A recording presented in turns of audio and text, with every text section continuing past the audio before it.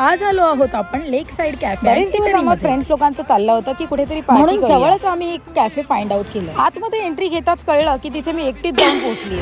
पण असं काही नव्हतं, तिथे माझे बुक्कड फ्रेंड्स आधीच जाऊन पोहोचले होते. आणि वाईब एवढी छान होती की आमची माऊ वाईब घेऊनच पडली.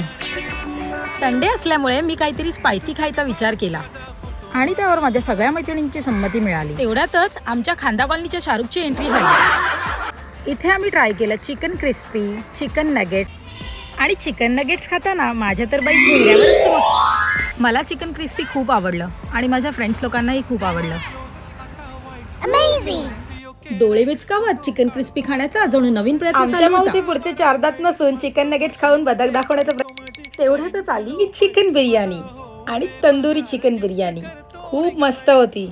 बदकाचा पीस आलाय म्हणून माझा मित्र खुश झाला. बिर्याणी मधील लेग पीस खाण्याचा आनंद बघा. सगळे खूप पोट भरून जेवले आणि सगळ्यांनी खूप मजा केली.